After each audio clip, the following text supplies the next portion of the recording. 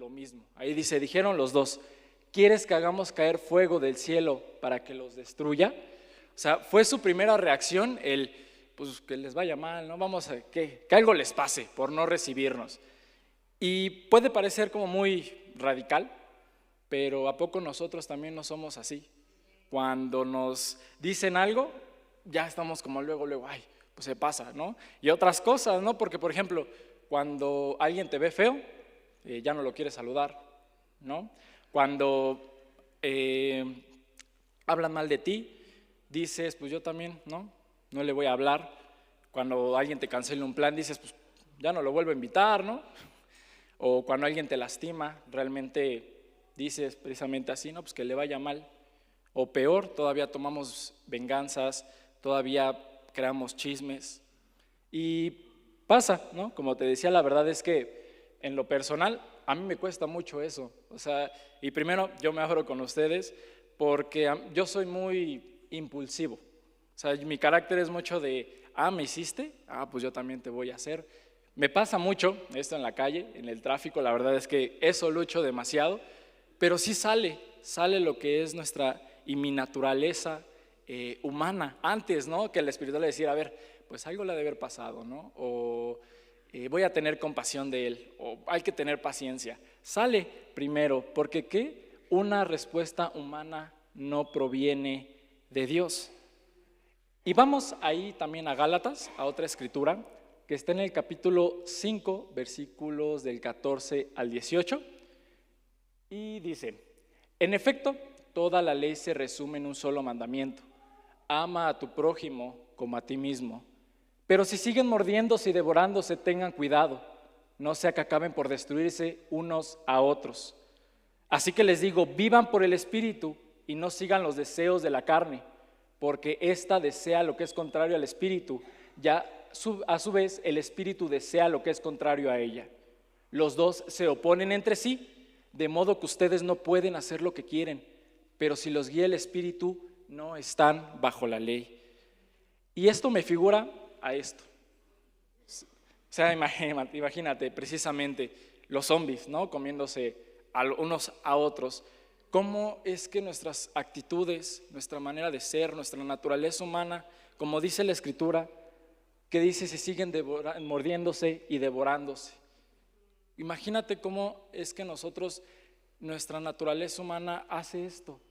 No te imaginas a alguien o tú, ¿no? Mordiendo a alguien, ¿no? Comiéndotelo. Espero que no, porque es terrible, son nuestras actitudes lo que hacen eso, nos destruimos los unos a los otros. Y en vez de decir, vengo a la iglesia a disfrutar de mis hermanos, a disfrutar de alabar, vienes ya todo enojado, vienes todo cargado, ya no quieres estar aquí precisamente por esas cosas. Y se me hacía súper triste que allá nos decían que de 10 discípulos que se bautizan, 7 se van. O sea, imagínate cuántos seríamos aquí si pueden ser otras cosas, pero cómo sería si recibiéramos o nos tratáramos de una mejor manera. O sea, está bien locochón, ¿no? Dice, no podemos seguir nuestra naturaleza humana y la espiritual al mismo tiempo. Esa es una realidad. No podemos hacer ambas, no, como dice la Escritura, o es una o es otra. No podemos estar viviendo, como dice, no puedes servir a dos amos porque vas a quedar mal con uno.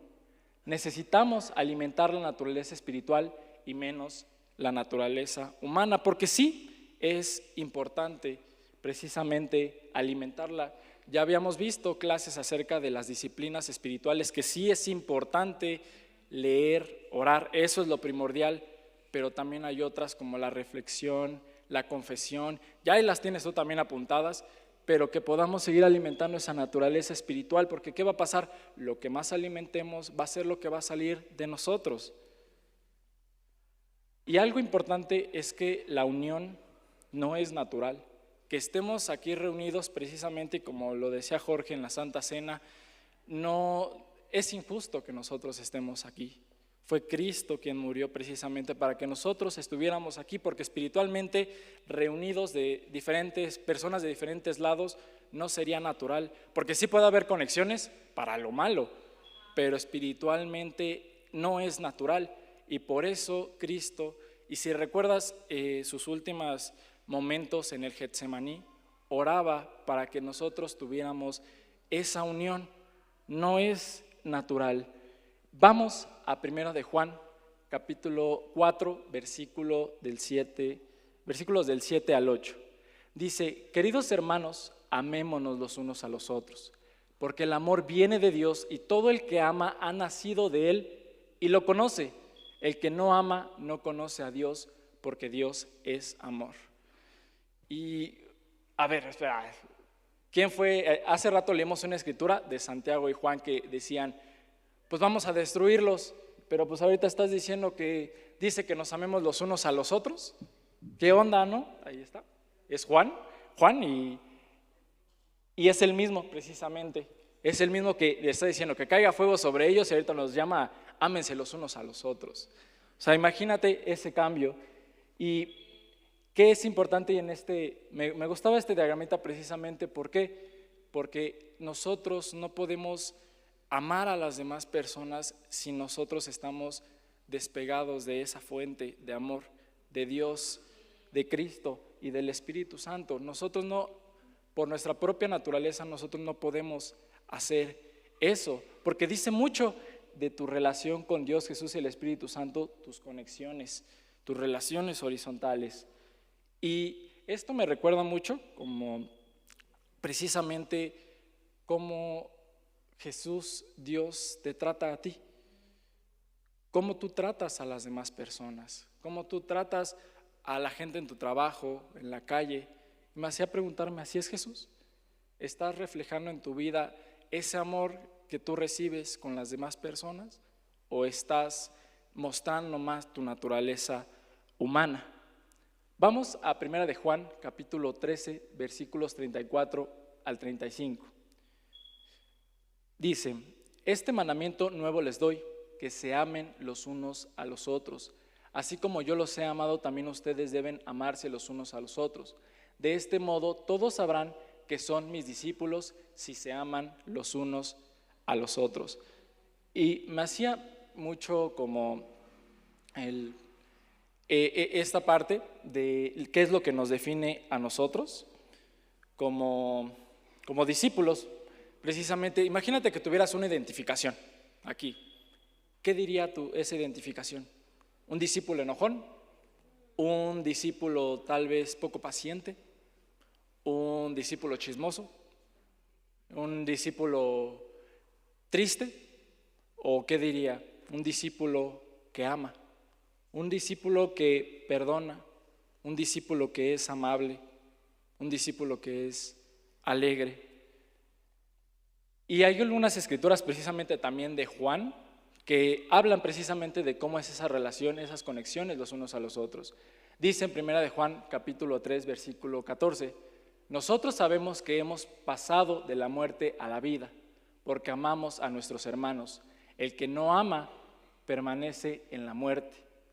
Dice también en 1 de Juan, precisamente son consecutivas, el mismo discípulo que quería hacer caer fuego sobre los samaritanos decía en 1 de Juan capítulo 3, 17: si alguien que posee bienes materiales ve que su hermano está pasando necesidad y no tiene compasión de él, ¿cómo se puede decir que el amor de Dios habita en él? Y en 1 de Juan capítulo 3, 18 dice: queridos hermanos, no amemos de palabra ni de labios para afuera, sino con hechos y verdad. O sea, ¿ves? Este discípulo que decía esas cosas, ahora nos hace estas exhortaciones. ¿Qué cambios necesitas hacer en tu vida? ¿Qué cosas no estás haciendo en realidad? ¿Y cómo podemos decir nosotros que el amor de Dios habita en nosotros si no amamos a nuestros demás hermanos, a nuestro prójimo? Y para terminar, quisiera terminar con este pasaje de aquí. La verdad es que me gusta mucho y es bastante curioso porque tiene ahí varias cositas, pero para terminar, dice en Juan capítulo 21, versículos del 4 al 15. Al despuntar el alba, Jesús se hizo presente en la orilla, pero los discípulos no se dieron cuenta de que era Él. Muchachos, ¿tienen algo de comer?, preguntó Jesús. No, respondieron ellos. Entonces Jesús les dijo: tiren la red a la derecha de la barca y pescarán algo. Así lo hicieron y era tal la cantidad de pescados que ya no podían sacar la red. Es el Señor, dijo a Pedro, el discípulo a quien Jesús amaba. Tan pronto como Simón Pedro le oyó decir, es el Señor, se puso la ropa, pues estaba semidesnudo, y se tiró al agua. Al desembarcar vieron unas brasas con un pescado encima y un pan. Traigan alguno de los pescados que acaban de sacar, dijo Jesús. Simón Pedro subió a bordo y arrastró hasta la red, la cual estaba llena de pescados de buen tamaño. Eran 153, pero a pesar de ser tantos, la red no se rompió. Vengan a desayunar, les dijo Jesús.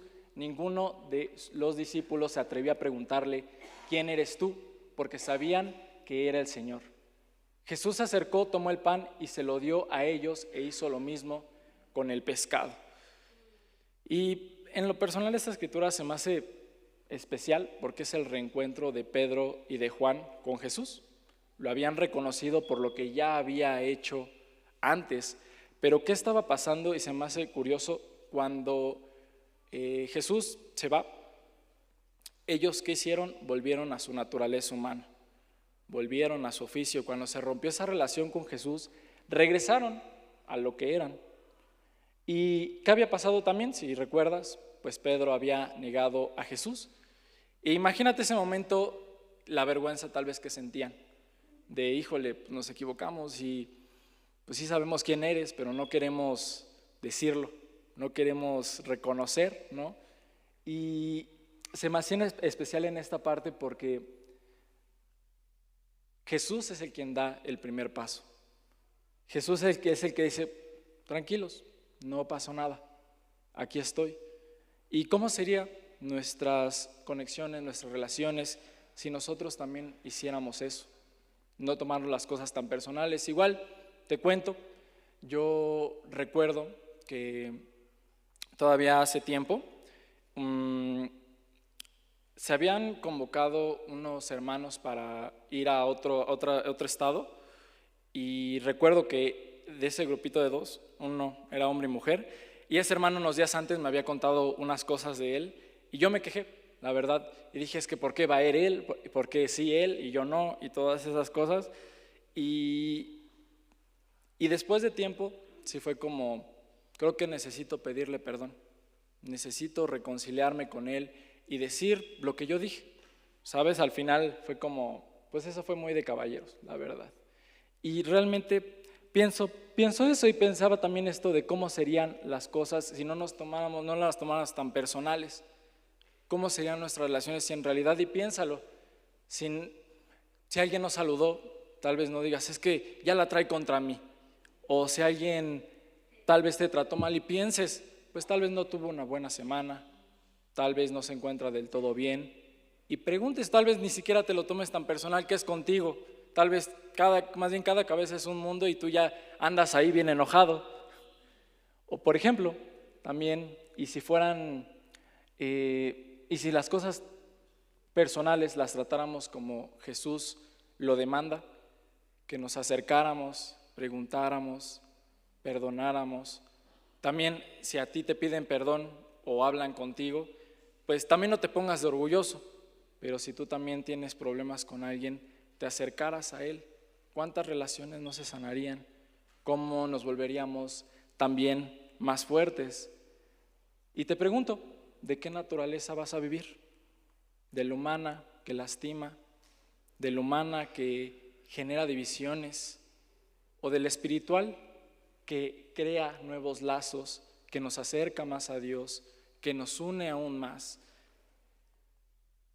¿Y cuál vas a alimentar también más? Reflexiona en esto, porque también el mundo es un relajo, la verdad. Y hay, por ejemplo, en las noticias, que escuchas un montón de cosas y ya solito te cargas. O sea, ya vienes, ya traes un montón y ya estás así como de, a ver, ¿quién? ¿No? Pero imagínate que vengas más alimentado espiritualmente.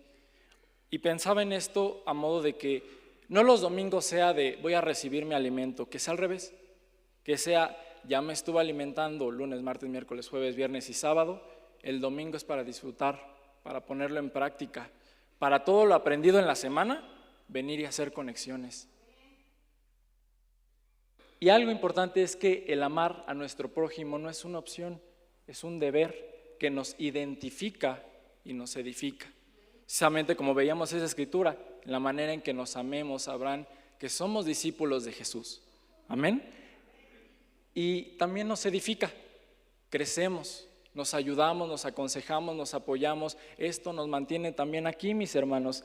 Y precisamente con esto, también tus conexiones horizontales dicen mucho de cómo está tu conexión vertical. Recuerda esto, y por eso es importante que tengamos una relación personal con Dios, una relación cercana con el Espíritu, con Cristo, porque de ninguna manera vamos a poder amar de la manera que Él quiere y nos demanda si estamos separados de Él, de la fuente. No tiene sentido, pero sí que tengas esto muy presente, porque va a decir mucho. Igual, ya ese discípulo, hijo del trueno, ya lo conoces, ¿no? Como el discípulo del amor. Ya todo lo que vimos, cómo se transformó por tener esa cercanía con Jesús. Y mis hermanos, invitándolos mucho a que nosotros podamos imitar esa manera en que Jesús tenía sus conexiones, encamaba al prójimo, encamaba a sus discípulos, para que podamos seguir creciendo como iglesia, creciendo a la altura de Cristo, creciendo a su imagen, mis hermanos. Muchas gracias y a Dios sea la gloria y la honra.